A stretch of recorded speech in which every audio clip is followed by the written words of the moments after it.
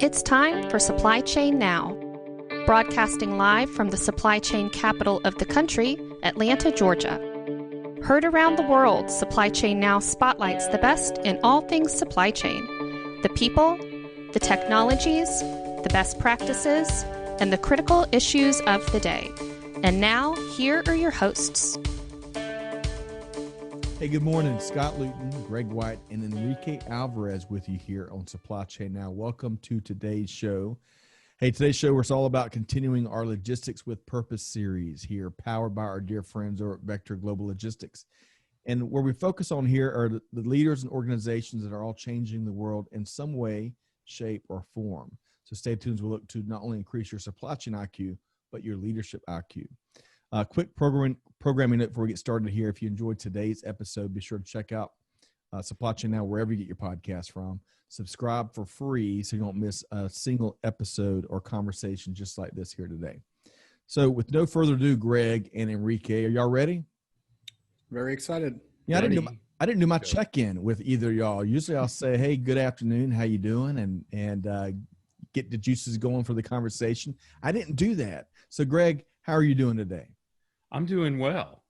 This is one of my favorite series. I'm so glad that Enrique and the team bring this to us where we get to talk about people who give forward. Agreed. And our producer, this has become his favorite series, by the way. So that comes with a championship belt. So I agree. We've gotten a lot of great feedback around Logistics with Purpose. And Enrique, how are you doing today? I'm doing great, Scott and Greg. This is a pleasure as always, and this is also my favorite series. I'm the only one we have, but we love it for now. For now. Maybe we shed some light on that towards the end of today's episode. But hey, we've got an outstanding conversation teed up today. We've all done our homework on the one and only Dale Wilkinson that's joining us here today, and our audience is in for a great discussion. So let's bring in Dale officially. Dale Wilkinson, founder at Goodgigs, which is a platform to connect mission-driven companies with professionals that want to use their skills for good, leave their mark, right? Give forward, as we talk about here at Supply Chain Now. So Dale, good morning. How you doing? Thank you so much, Greg, Enrique. How you doing? Good to have you. Fantastic. Great having you. Yep. You know, it's one of those cases, Greg and Enrique, where we should have been recording the pre-show conversation. We enjoyed chatting with Dale and learned about some of the things he's up to. But hey, we've got the next hour or so to dive into that. So, Dale, thanks for carving some time out. Of course. Looking forward to it. All right. So, for starters, Greg, where do we want to start with Dale? Let's see, Scott. Let's talk about the last thing you did. No, tell us a little bit about where you're from, because I'm guessing it's not precisely the United States of America. And maybe share a little bit about your childhood upbringing, early life.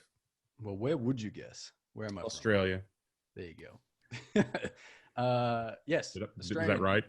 You were correct. Okay. You'd be surprised at what I get. Kiwi. I was going to say New Zealand. Yeah. Kiwi, English, South African. Yes. All of that's the above. A big confusion. But I'm Australian. I'm an Aussie expat living in Los Angeles. I've been here 10 years and grew up in rural Australia, country Australia, the outback. Wow. Whereabouts? It's about 2 hours, Kyabram. It's 2 hours north of Melbourne. Uh-huh. So I grew up on a dairy farm, the whole lot. Wow. So I'm a little bit familiar, though. That's 2 hours north of Melbourne is, as we say in the States, the sticks. So sticks, yes, definitely sticks. Like small country town. Grew up there till I was 18. Moved to Melbourne for about a year or so, and then eventually Sydney, which is obviously the biggest city in Australia. Right. And then was there for 7 years and got the 7-year itch and came over to the States one holiday season for a vacation and decided I want to make that move. And 6 months later, I was here. Wow. Outstanding. So maybe tell us a little bit about, I don't know, it's always nice to find out what has shaped a person, right? So maybe tell us a little bit about, your upbringing in Oz or maybe what caused you to come to the States, or why particularly the States, or what's happened here since. Any of those things is sound fascinating. Well, I think, as I mentioned, I grew up on a dairy farm, which that would be hard not to shape you. Like, I was one of 7 kids, second youngest, and I think the folks had that many kids to work the farm. Right. Hopefully one of us would take over, which they have. If you can't find good help, you should just make good help, kids. right? But that really had, like, growing up on the dairy farm for a number of reasons, really kind of shaped my work ethic, my appreciation of early mornings. There was a lot of good times growing up on the farm, and enjoy whenever I get the opportunity to go back there, which, I try and make a couple times a year. Unfortunately, hasn't been a year, considering what we're in at the moment. But it was. I definitely think the seeing my parents' work ethic on the farm has really been ingrained into me as I'm an entrepreneur now, trying to build a company, and the consistency that takes to run a dairy farm. It's a 24/7 job. It's you're milking the cows twice a day. There's no vacation. Right. It's day in, day out. It's very consistent, regimented, and I think I've taken that with me throughout my whole career. And then the reason I moved to the States, I was in Sydney working for a production company, doing a business development role there, where we were creating the promos and the trailers for a lot of the TV shows in Australia. So after 7 years of being in Sydney, gorgeous city, but wanted to make a change, and the next logical move for me was to come to the States if I wanted to continue in that kind of space, in working for a production company in the entertainment space. And at that time, I was starting to kind of enjoy the creative process of working at an agency and a production company, and made the move to get to the States. Outstanding. Yeah. So you're foreshadowing some of our next question, which is about that professional journey leading up to, founding Goodgigs and beyond. What else would you add to that? That was Goodgigs your first in entrepreneurial venture? Before we talk about okay, perfect. Well, then shed some more light on some of the other pre-Goodgigs journey, and then I want to ask you about some epiphanies you had. Yeah, for sure. So when I was actually 18, going on 19, I've always had that entrepreneurial spirit, that mindset. And I started my first business when I was 18. I had just done a traineeship. I was living in Melbourne for a bit, and then I came back to the country. And when I talk country, I talk, a town of 5,000 people, very small, rural country town. And I decided to create an event marketing company in a very small country, rural town. So had a couple little events that were successful, but then planned this comedy gala. And so I was 18. I really had no business experience. I had no marketing experience. I was, flailing my way through, trying to work this out. End up getting some decent comedians from Melbourne to appear and to perform at this comedy gala. I worked out how to kind of do some radio ads, some newspaper ads, but again, knew nothing about advertising or marketing. The radio ads, the kind of first mistake there was, it was a week before I realized the ads didn't even have the date of the of the show. So as you can imagine, the night of the gala, we did have a pretty big theater. I think it was like a 400 seat theater, it was just family and friends. Like 20 people showed up. And you know, being that naive, I didn't expect that, but I was like, shit. Excuse me.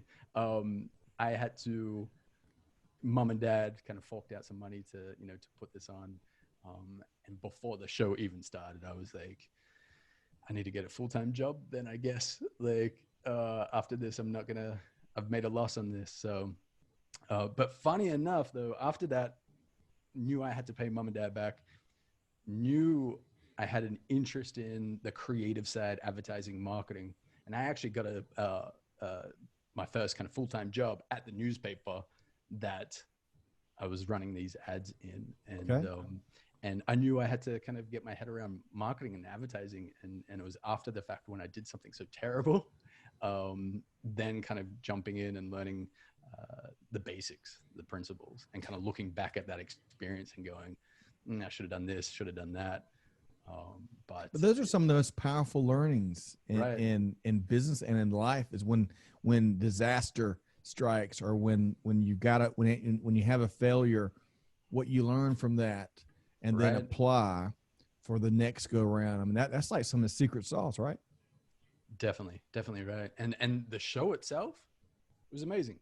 It was great. The comedians were hilarious. The people that did come had a great night. But yeah, exactly right. We were able to then kind of work out after the fact what I should have done then.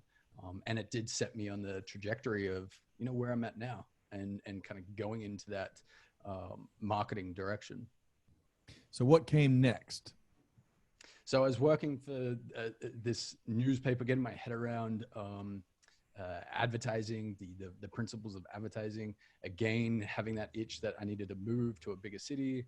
So from there, I moved to Sydney, and continued that career in advertising, ad sales. Right then, it was when digital was really kind of taking off.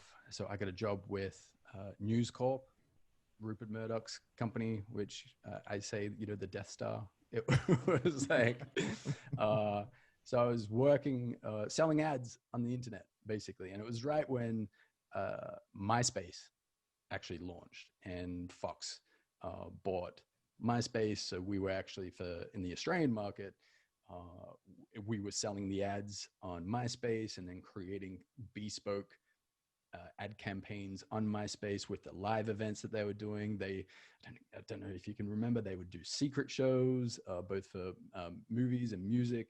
And it was a really, really cool time. But then obviously Facebook was launching at the same time. And I'd left News Corp before that happened. But that really was pivotal for me, because I enjoyed coming up with those creative concepts, both for the digital campaigns as well as experiential in-person campaigns. So I actually took that experience and went to event marketing agency to really kind of, you know, build that out. And that was the last. And then I went to a production company, then doing more of a biz dev role. Well, what the combination and the collection and the accumulation of these skill sets, especially on the digital side, the biz dev side, the advertising and marketing side, what great ammunition, as you know, you launched Goodgigs, which we're going to talk about here momentarily. But Yeah. You've already kind of shared some of your key learnings, but if you had one more to point to that you haven't shared, that was a significant eureka moment for you, what would that be? I think it was back on my first job working for this newspaper. Again, it was a small country newspaper, but in the position that I was as doing sales and, you know, selling ads in the newspaper, you were dealing with small businesses and mom and pop shops, and you were selling the space, but you were also responsible for the creative side of it and coming up with the campaigns and what did that ad look like, which was really enjoyable. So having that position and kind of wearing multiple hats, both sales and advertising, you really got that perspective of how to integrate sales and creative, and then dealing with a mom and pop shop where it's their money coming out of their pocket, selling these ad spaces.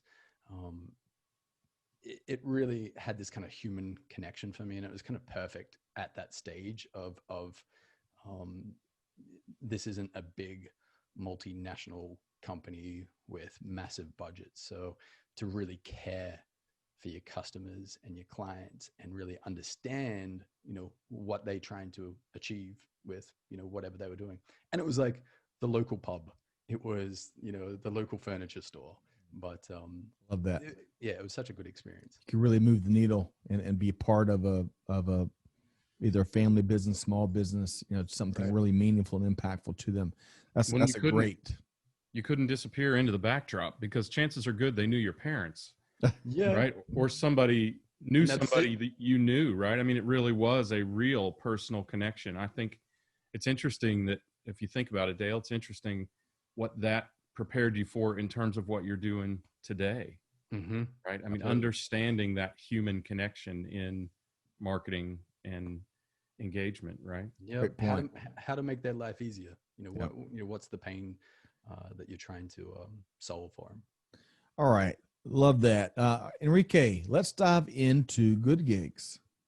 Yeah, no, definitely. Dale, and as Greg was saying, I think it kind of shows through what you've told us so far that you not only care for people, but I think that upbringing in the farm has been very important throughout your career. So why? Well, first and foremost, before I ask you why, what does the company do? Explain a little bit more about what Goodgigs is, what it stands for, and just what it is, so people can understand Goodgigs better. Yeah, so Goodgigs is a platform to connect mission-driven companies, so nonprofits, social enterprises, B Corps, to come and find professionals, predominantly in tech, marketing, design, product, who want to use their skills for good. And, so that's what we've been building over the last year and a half. It's pivoted in terms of what the business model was. It was initially a marketplace model where we would take a commission more so from the freelancer side of the market. It's evolved more into currently a jobs board, and we're launching a community platform for the job seeker side of the marketplace early 2021. And with that we'll be releasing courses, cohort-based courses on how to improve job seekers' soft skills, anything that will help them upskill and job readiness to start working for these mission-driven companies. That's very interesting. And for some of the audience out there that are in logistics, so you said nonprofits, B Corps, and some other organizations like that. How would a company kind of contact you and then sign up and onboard you? And also, is it on both ends of the spectrum? You're dealing with people that are seeking the jobs, and then also people are offering the jobs. And how are you thinking about all this? Yeah, it's like it's a balancing act, that's for sure. Whenever you have this kind of marketplace model where you're trying to get two sides of the market onto this platform. So we've done some growth techniques of building the community of job seekers, and that's what we really kind of started with. And now for any company that wants to get in front and get access to this community that we've built, they just need to go to goodgigs.app, and in the navigation bar there's find talent, and it just provides the different opportunities that we have to get access. So you can post a one-off job, you could do an unlimited subscription, so post as many jobs as you want over that each month. And purpose is a big thing, and I personally really think it's the driving force and the way that you should probably I guess, line up your life and what you do in your company, but in the marketplace and just trying to sell your company, are you seeing more people that actually are attracted to purpose or more companies that are purpose driven? I mean, what's the balance right now in that equation? Is it companies are catching up to what people want, or it's the other way around?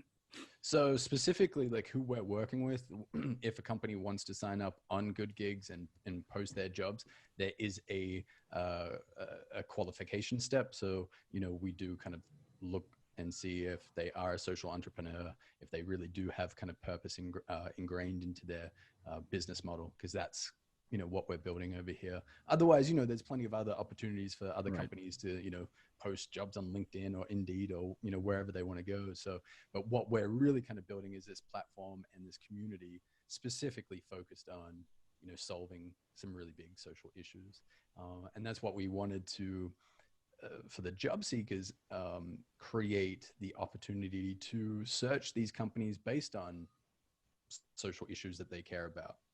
If it's environment, they want to work for a company that is, working to solve climate change. There's an easy way to be able to come to Goodgigs, search for those different companies, and see what open positions that they have. And building that framework, we're attracting a network of professionals who are interested in this. No, this is very exciting. And so why tell us a little bit more and tell our audience how you came up with the idea and why this particular idea. Yeah. What's the root cause of you founding it? It was really to scratch my own itch. Like if going back to Sydney and working for News Corp, there was this book I read, Eckhart Tolle's A New Earth. It was a profound book for me. Once I finished reading that, had this kind of epiphany that I was selling ads on the internet for News Corp, doing no real good, no impact in the world. And literally, like the next day after finishing the book, I quit my job. Within 2 weeks, I was in Vietnam, volunteering for this organization that built homes for the homeless. And mind you, that was my first international trip.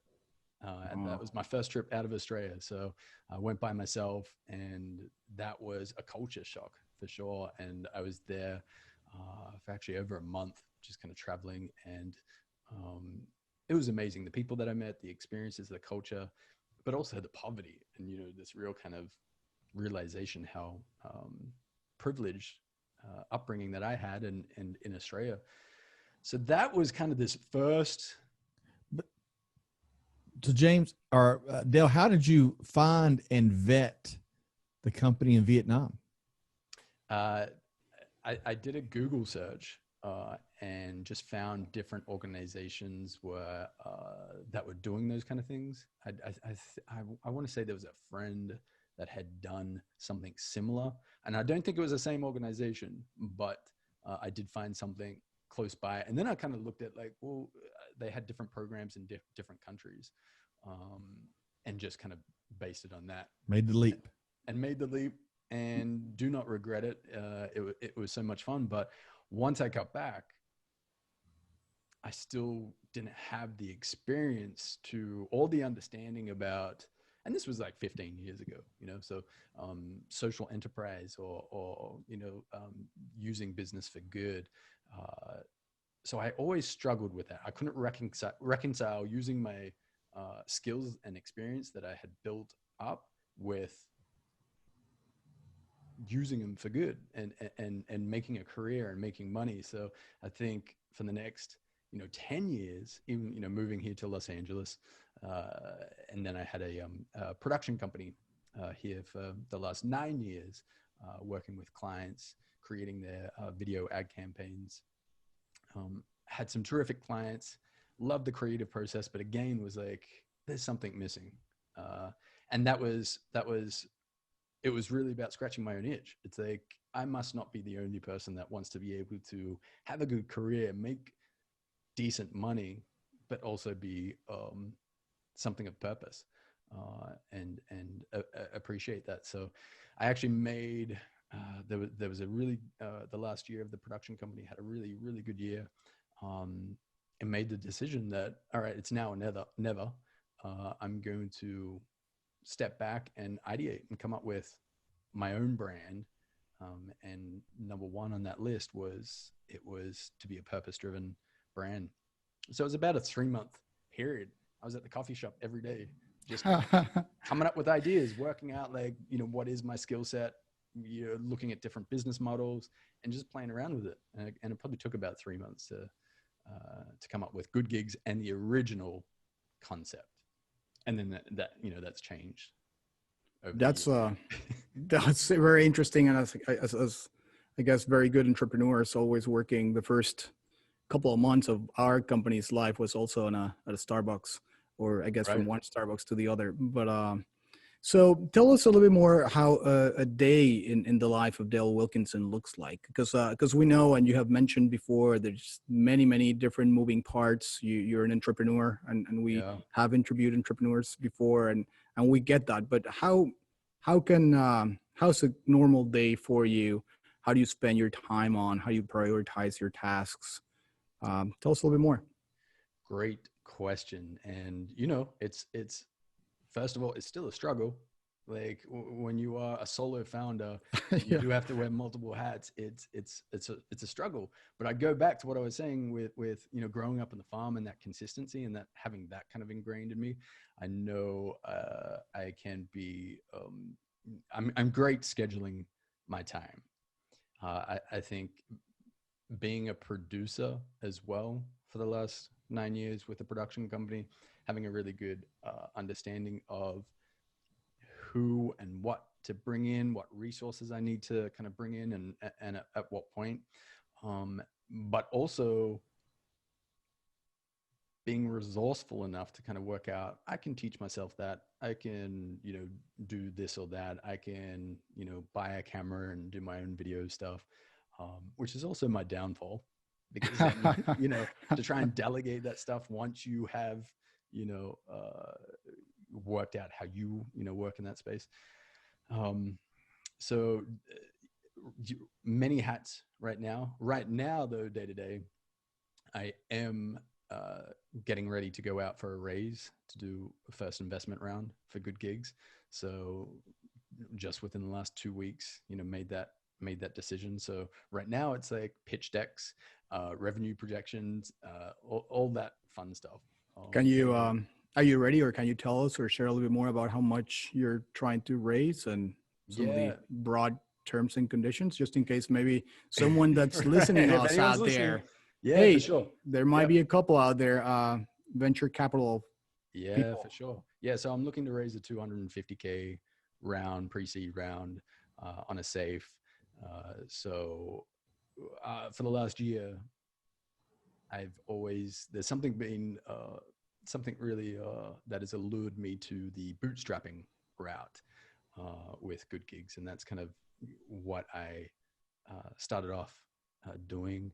I actually built what you see now, goodgigs.app, that has been built with no-code tool. So there's a kind of a big movement in the web and mobile app building space of all these no-code tools. So you don't necessarily need a developer to build these applications for you. You can go in and use these tools to build pretty comprehensive tools. So I'm a non-technical founder, so I've never built an app before. So I found Bubble, this tool, and was able to build Goodgigs from that. So it's very cool. So you don't have to spend as much on development costs, and but there was a bit of a steep learning curve again, and me putting my head down and building it. So, but I say all that because I've got to a point now where it's like, okay, you need more content development. We're building a community platform for our job seekers. We need community engagement, community moderation, content development for those courses that I was talking about. So really kind of making the decision I need to bring in some capital to kind of get this growth going. No, it's clearly a technology company, right? I mean, you definitely have to leverage technology. Yep. And it sounds to me that you're not afraid to take risks and try things yourself and roll up your sleeves and work hard. Right. So changing the gears a little bit, like you must see like a lot of very interesting companies, and of course a lot of very interesting people, very purpose driven and with a very clear cause in their lives. So the 2 or 3 things that you think make a company great, a good culture, and I guess the kind of culture that you guys have at Goodgigs, what would those 2, 3 components of a company's good culture? With Goodgigs or the companies that? Well, I was just assuming that since you have such a great sample of companies, they probably picked a couple here and there, and your company kind of is a reflection of what you think a good culture for a company should be. But so either or both, I guess. It's such a great question. I think like still being a solo founder and you know, what does culture look like for a solo founder, you know, but it's definitely part of the thought process as you build the brand, as you work with external stakeholders that are, you know, doing a brand refresh, designers that you're working with. It's part of your identity. So I think specifically with Goodgigs, and I actually just had Danny Alexander, the co-founder of Who Gives a Crap, on the podcast the other day, and asked that kind of same question. You know, if you had advice to other entrepreneurs just starting out, especially in the impact space, you know, what advice would you have? And I've kind of taken that from him, is to have fun. You know, and I don't think necessarily just in mission-driven company is any company, if you're going to be putting so much effort into building something from scratch, that you want to be having fun while you do it. So I think that has been a guiding principle for Goodgigs from the get-go. Although we are, you know, working with companies that are tackling social issues and important, serious issues, on the Goodgigs end, we can still have fun and you know, not take ourselves too seriously. Did Danny answer the burning question though? Who indeed does give a crap? Did he give us the answer to that question? Well, it is that is one of their top value is give a crap. They have 3 values, which I think the other one is have fun, give a crap, have fun, and I cannot remember the last one. And I can speak from experience because I've spoken to multiple of their team members just in, you know, the HR, the marketing department. And I actually said this to Danny, like it's testament to the team that you've built. They are all incredible, super responsive, super friendly folks. You know, and they started it as a remote first company and now have office in Los Angeles, in Melbourne, Australia. So it's testament to, you know, what they've done, and they've been able to build a team that give a crap. You know, if that's your number one value, then you're hiring and you're employing folks that are values aligned. Love that. So go ahead, Greg. Your turn. No, you first. No, I feel like I've actually been hogging this interview. Go ahead. Well, so, you know, when I think about culture, that's a great and very difficult question. So the easiest thing I have ever seen anyone do is simplify it. And you're sitting in a room with 3 other CEOs or former CEOs. And the thing that I have discovered in being and working with CEOs is that 100% of the time, the company's values, the company's core values are the leader's core values. So to make that question simpler for you to answer, you don't have to look outside for what our company is or what our company ought to be. It's just what's important to you, because you are going to either subconsciously or intentionally drive those values throughout the organization. And like Danny, he must give a crap.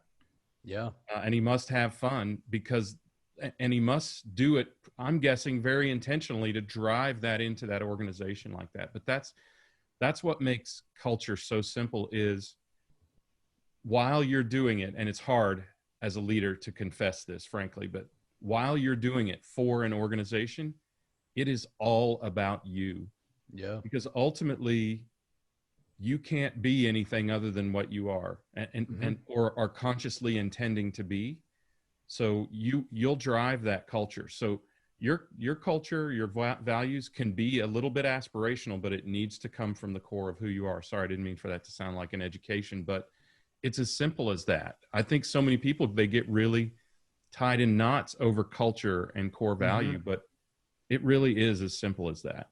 100%. Yeah. I'm literally going through this exercise, this process right now as I work on the framework for the community of Goodgigs and the community platform that we're building. And it's exactly that, you know, as I'm doing that kind of process, it's like, well, what's my identity? You know, what do I care about? And then also, which is another thing that I'm learning as I build this community, is it's also not about me when I build this community. It's about being the kind of the producer and being you building this space and this platform where a community can gather and engage, learn, feel safe, and, you know, getting that input from the community. And it may not, when I look at the content and you know, the courses that we're going to offer, I have all these ideas. The community might not even want that, but being open and flexible to hear what they actually want, and then to allow that to happen. A lot of learnings in this last exchange, and Dale, I really appreciate you weighing in, and I must have played ball or something with a James Wilkinson. Or maybe you remind me of a long lost third cousin named James. My apologies. I think we know somebody named James Wilkinson, Scott. I think you're right, Greg. Because the name sounds familiar to me too. Now that you say that, they've made a big impact on me. But Dale, you are in short order making an even bigger impact. I mean, I love how I think we all, I mean, we do so many of these. You sit down with folks, and sometimes you get the guarded, the hidden, the cagey answers. But with what I'm hearing from Dale here is just an air of transparency, an air of I know what I want to do. Now it's about building it and communicating it, and it doesn't have to be about me. It's just there's an authenticity here, Dale, that clearly is a big part of who you are, and it's a breath of fresh air. I think sorry, go ahead, Dale. I appreciate you saying that, Scott. It's not easy, you know, especially when you're trying to run your own business, and it's tough, and it's something that I've actually leaned into and tried to lean into more this year, with starting my own podcast and, you know, getting out of my comfortable zone. Even with Enrique, what I was talking about, like looking for or going out for investment, I actually had to ask myself some hard questions that, you know, a couple of weeks ago is like, well, why is there anything else is there some fear in this, you know, idea that I'm going to bootstrap it? You know, I'm not going to get investment. Is it some fear because I'm fearful of the rejection? So I had to. There better be. Yeah. I mean, seriously, fear is a prime motivator, right? Yep. I mean, and that's what I concluded. Yeah. Well, but at the same time, it's probably very similar to what you mentioned, Greg, about the culture. I think that investments, in my opinion, and I guess this is my personal investment strategy, is you invest in the person, right? It's the people that really matter. And of course, you do have a very good idea. I was going to ask you, are there any other competitors in your area? He's interviewing you to see if he's going to invest right now. No, no, but I've never heard of this. I think that there's definitely a need in in this space. I love purpose. I've never heard of any of this before, and I don't know if I'll be an investor, but I'll tell you that I'll try to be at least a client. But do you know of any other companies out there that are trying to do something like this? Yeah, there's definitely look, when you look at like a jobs board element, or, you know, to find opportunities at mission driven companies, there's a number of places. There's Idealists, there's Tech Jobs for Good, a handful of other ones that are specific just on like design gigs for good, that kind of stuff. But why I'm really leaning heavily into community and building a community platform. There's no one in that space. There's no other community that's specifically focusing on mission-driven companies, careers in purpose. So that's why I'm kind of leaning in, and this community platform being a really kind of big part of Goodgigs' future. Love it.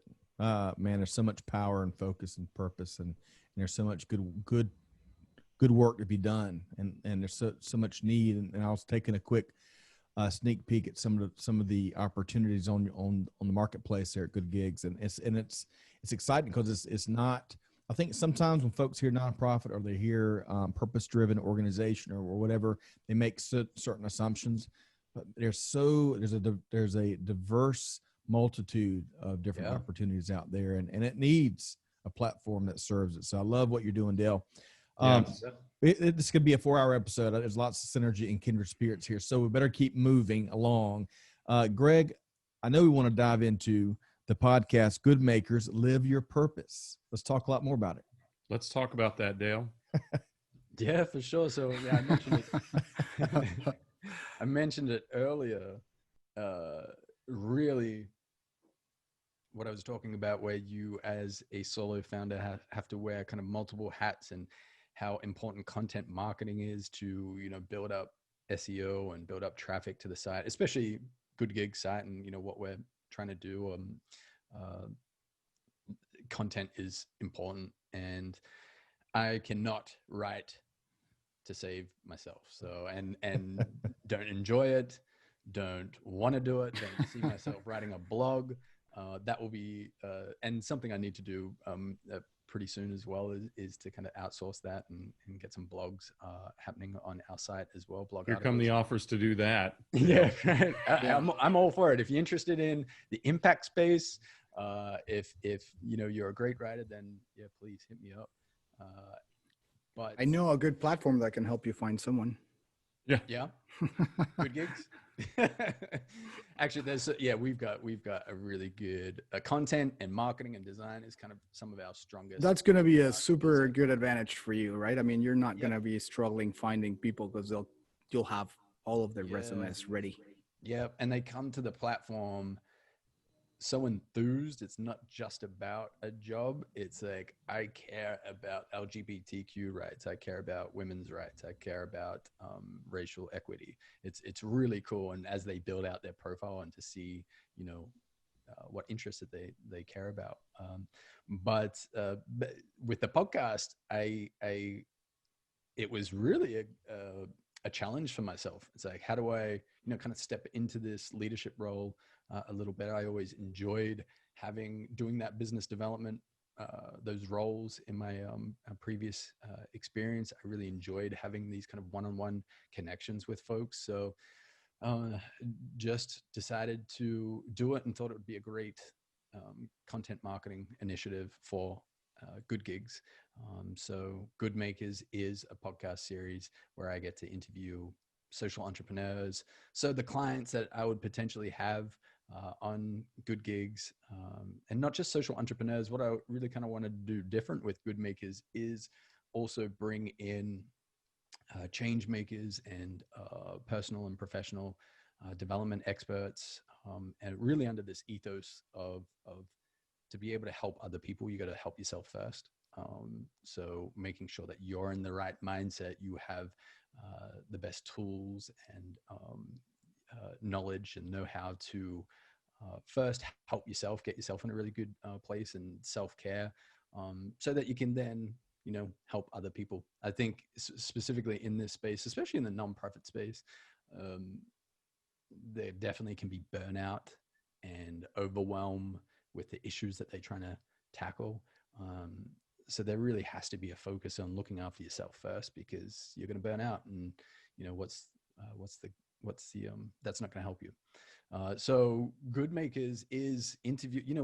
I've interviewed an energy healer on there. A life coach mixed in with actual social entrepreneurs that are out there doing really, really good work, and it's been incredible, as you guys would attest to as well. Agreed. I think I love the fact that even at this early stage, you're focused on driving the conversation and the multitude of views and walks of life and different callings in life. I mean, that is a wonderful channel to invest some of these resources, and it's such a service to industry. Is some of what I'm hearing. I'll admit I have not listened to my first episode. That wasn't part of my homework, but now, Dale, we're going to make sure not only are we going to be listening to the next 20 episodes, we're including the link in the show notes, and hopefully some of our audience members will tune in to Good Makers, Live Your Purpose. Love it. Perfect. All right. So, Greg, what else when you hear plans around that type of content and that podcast series and not just the current state, but where Dale is taking it, what are some initial thoughts you've got there?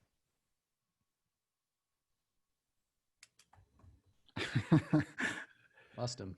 Sorry, my initial thought is you ought to interview Enrique.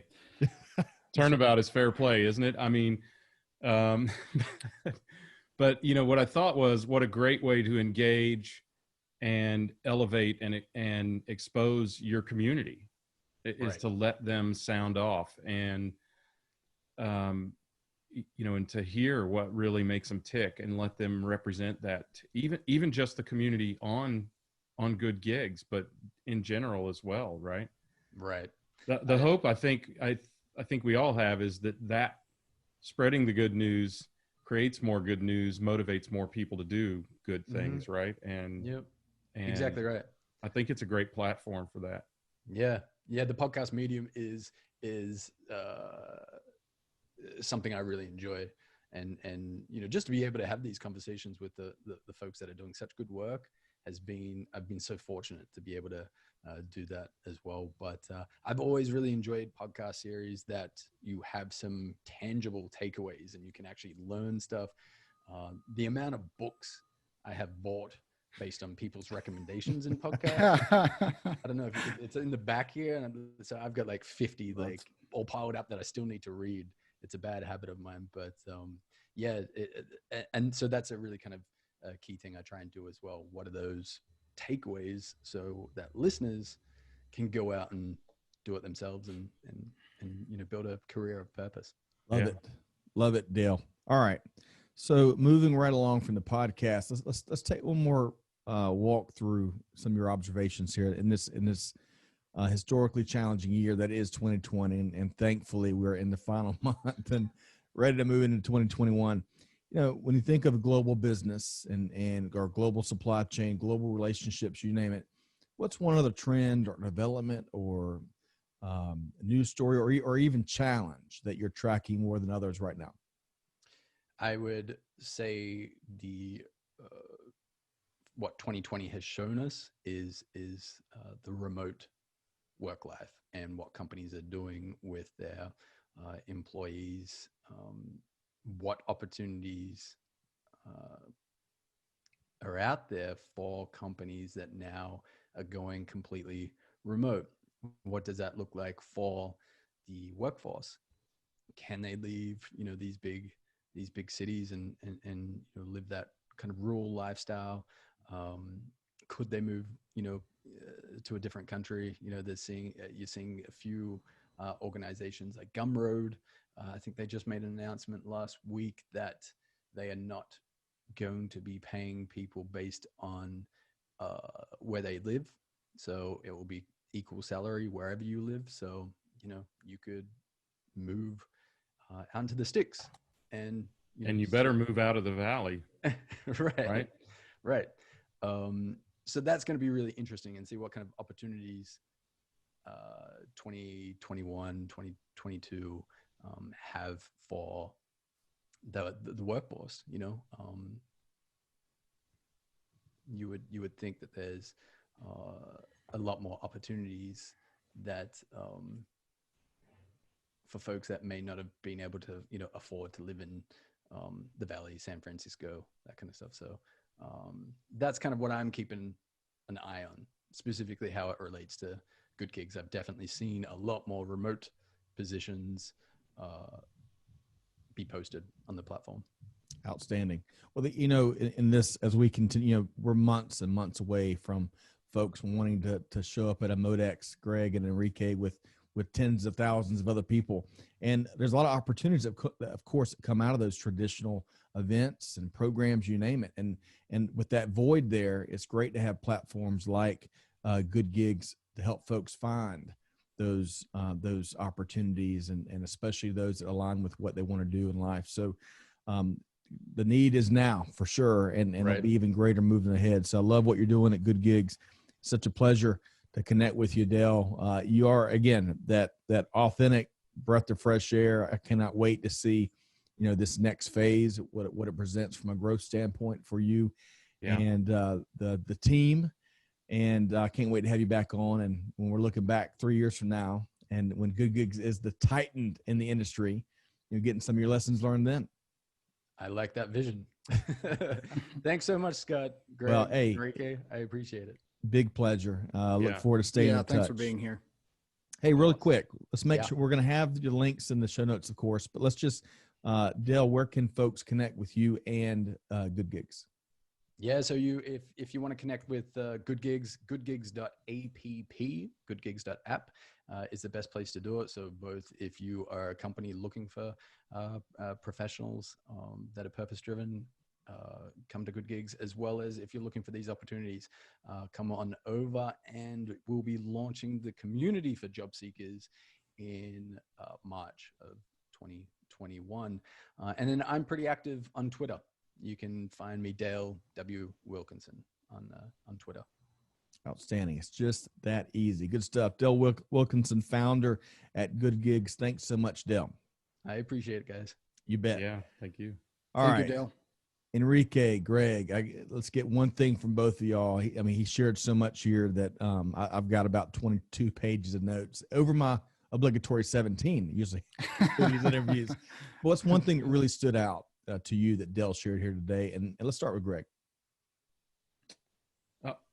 Again, thinking selfishly about doing good, I'm thinking, what a great pool for the people for this very series, right? Of people who are giving forward as part of their purpose. So Enrique, keep your eyes open there. But I think the other thing is, it's, I said it a little bit earlier, it's the community of do-gooders, if you will, right? And having them readily available to one another. It's an affinity group, right, of people that want to do the right thing. And,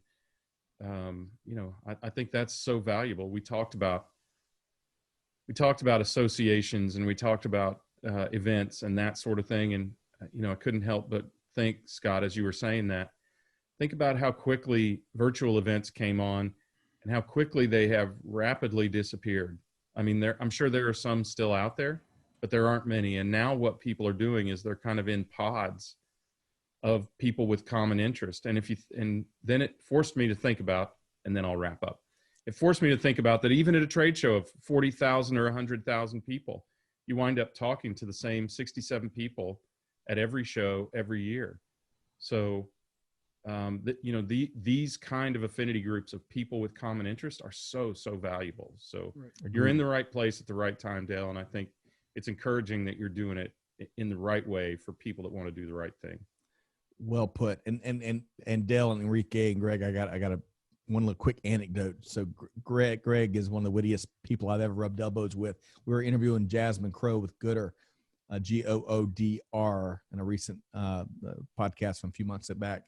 As we're signing off, Greg challenges the audience with, "Don't do good, do gooder."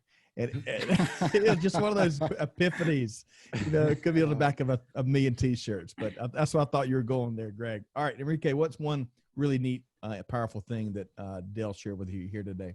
Well, there's definitely many, and just kind of like learning a little bit more about him and getting to know him a little bit more as a person, as an individual. I think that's already very inspiring for hopefully a lot of people out there that kind of can see that this purpose-driven community and the platform that Dale's giving them, it's really a lot more than just a movement. I think that's really going to be the future of how business is conducted, and we've said that before on this series. And And I will say it again, right? It's just companies like Dale's that want to really have a purpose and are driven by a purpose are going to be at the top of the pyramid when in a couple more years, right? It's just not like a good thing to have or like a nice thing to do or like this company's socially responsible thing anymore. It's like, if you don't have purpose at the heart of your company, you're going to go under. And that's it. And so I feel like Dale's providing a community, the platform for the community to build that. And that's super, super interesting and very amazing. On a personal note, I just love the fact that he read a book and then went to Vietnam. That was the best. And I was going to send him an email, but what was the name of the book again, Dale? Yeah, it was A New Earth, Eckhart Tolle. A New Earth. Also the author of The Power of Now. And I have tons of books just like you, and that's going to be the next Amazon purchase right now.